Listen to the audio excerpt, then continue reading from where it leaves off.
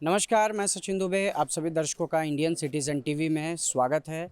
मीरा भाईंदर से जुड़ी लेटेस्ट खबरों को देखने के लिए आप हमारे यूट्यूब चैनल को सब्सक्राइब कर सकते हैं और साथ ही इंस्टाग्राम और फेसबुक पेज को लाइक करें। मुंबई सहित पूरे देश में जिस तरह से कोरोना की दूसरी लहर ने अपना प्रभाव छोड़ा था, अब उसके बाद मीरा भाईंदर ही नहीं, पूरे महाराष्ट्र में, पूरे देश में अनलॉक की प्रक्रिया शुरू है। दुकानों को खुली रखने की अनुमति दी गई है, लेकिन उसी के साथ ही उन्हें गाइडलाइंस दी गई है कि 4 बजे तक ही दुकानें खुली रहेंगी। लेकिन आज भी कुछ चीज़ों को खोलने की अनुमति नहीं दी गई है, जैसे शॉपिंग मॉल हो गए, थिएटर हो गए, मंदिर हो गए और पर्यटक स्थल जो हैं उनको आज भी खोलने की परमिशन नहीं दी गई। इसी पर आज हमने वसई विरार मीरा भाईंदर के जो डीसीपी हैं विजयकांत सागर, आज हमने उनसे बात किया है। आइए देखते हैं उनका इस विषय पर क्या कहना है। देखिए, शासन का जो है ब्रेक द चेन के हिसाब से जो है शासन अपना प्रयास कर रही है। जैसे कोविड की जो संख्या है, कोविड के मरीजों की जो संख्या भी जो घटती जा रही है, लेकिन फिर भी ये पूरा ख़त्म नहीं हुआ है।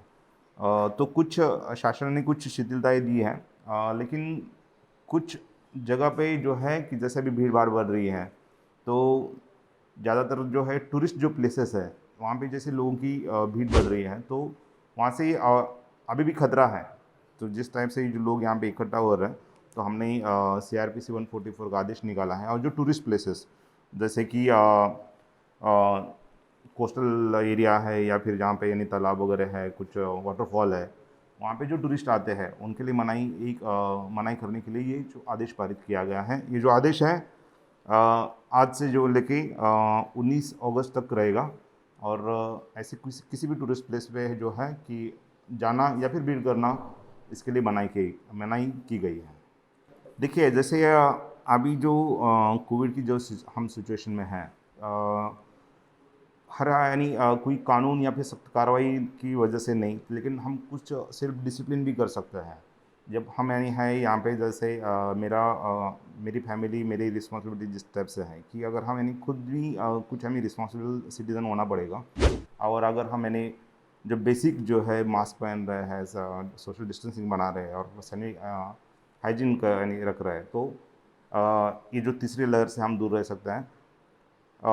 इस जो जिम्मेदारी है शासन की या फिर सभी की ऐसे ही नहीं है, तो हम सभी की ये जिम्मेदारी है। और एक बीइंग अ रिस्पॉन्सिबल सिटीज़न, हम सभी को ये शासन जो भी निर्देश दे रहे हैं उसका पालन करना पड़ेगा। अभी जब हमने डीसीपी विजयकांत सागर जी से बात किया तो उन्होंने बताया है कि 18 अगस्त तक के लिए जितने भी पर्यटक स्थल हैं, चाहे वो तालाब हो, झरने हो या समुद्र के किनारा हो, इन सभी जगहों पर आम आदमियों के लिए, पर्यटकों के लिए पाबंदी लगा दी गई है।